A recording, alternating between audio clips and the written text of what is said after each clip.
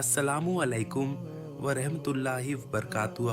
कभी सोचा है, अगर इंसान को हर वो चीज़ मिल जाए जो वो चाहता है, हर तरफ खुशहाली हो, ज़मीन हरी भरी हो और ज़िंदगी में कोई तकलीफ़ ना हो, तो क्या इंसान अपने रब का शुक्र अदा करेगा या फिर धीरे धीरे उसे भूल जाएगा?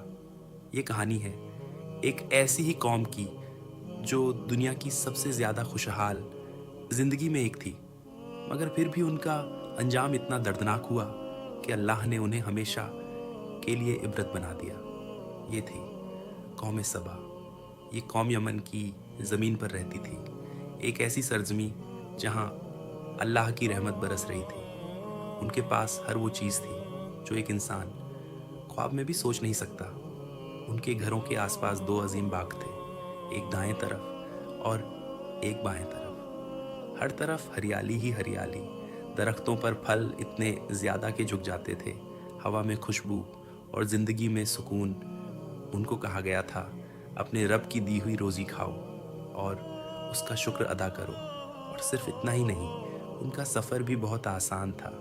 शहर से शहर तक रास्ते में बस्तियाँ बनी हुई थीं, जहाँ खाना पानी और आराम सब कुछ आसान से मिल जाता था। ये सब अल्लाह की तरफ से एक अजीम नेमत थी, मगर धीरे धीरे सब कुछ बदलने लगेगा जब इंसान को हर चीज़ बिना मेहनत के मिलने लगती है, तो वो अक्सर उसकी कदर करना भूल जाता है।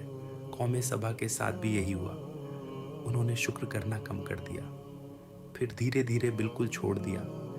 उनकी ज़िंदगी में गुरूर आ गया और दिल अल्लाह से दूर होने लगे।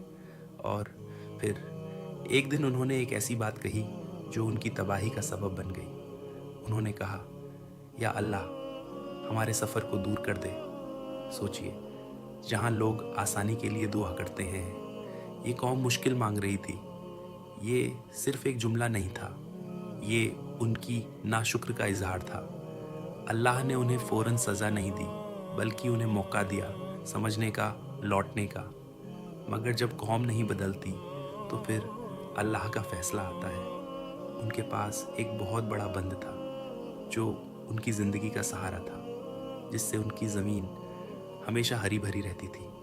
मगर जब अल्लाह का हुक्म आता है तो सबसे बढ़िया चीज़ भी टूट जाती है। फिर आया वो दिन जब आसमान का रंग बदलने लगा, हवा तेज़ हो गई, बादल गरजने लगे और अचानक एक ज़बरदस्त सैलाब आया। कुरान ने इसे सैलुल हरीम कहा है। ये सिर्फ पानी नहीं था, ये अल्लाह का अजाब था। बंद टूट गया और पानी ने हर चीज़ को अपने साथ लिया। उनके बाग बर्बाद हो गए, उनके दरख्त गिर गए, उनकी फसल तबाह हो गई। जहाँ कभी हरियाली थी, वहाँ अब कांटे और झाड़ियाँ रह गई। उनकी जन्नत जैसी ज़िंदगी एक सुनसान वीरानी में बदल गई। और सिर्फ उनका शहर ही नहीं, बल्कि वो खुद भी बिखर गए। लोग छोटे छोटे ग्रुप में बंट गए और दुनिया के अलग अलग हिस्सों में भटकने लगे। जिसे कभी दुनिया हसरत से देखती थी, आज वो सिर्फ एक कहानी बनकर रह गई। अल्लाह ने कुरान में फरमाया, ये बदला हमने उनकी नाशुक्र की वजह से दिया। और फिर एक सवाल किया, और क्या हम सिर्फ नाशुक्रों को ही सज़ा देते हैं? आज अगर हम अपनी ज़िंदगी को देखेंगे तो हमें भी हर तरफ से नज़र आती है, मगर सवाल ये है, क्या हम उनका शुक्र अदा कर रहे हैं या फिर हम भी कौम सबा की तरह उन्हें समझकर इग्नोर कर रहे हैं? याद रखो, जब तक तुम शुक्र करते हो, नेमत रहती है, और जब तुम नाशुक्र करते हो तो वही नेमत अजाब में बदल सकती है। इसके लिए आज ही अपने रब की तरफ लौट आओ, वरना कौम सबा का अंजाम सिर्फ एक कहानी नहीं, बल्कि एक चेतावनी है। नेमत को नॉर्मल मत समझो, वरना एक दिन वो कौम सबा की तरह तुमसे छीन ली जाएगी। अस्सलामु अलैकुम व रहमतुल्लाहि व बरकातुहू।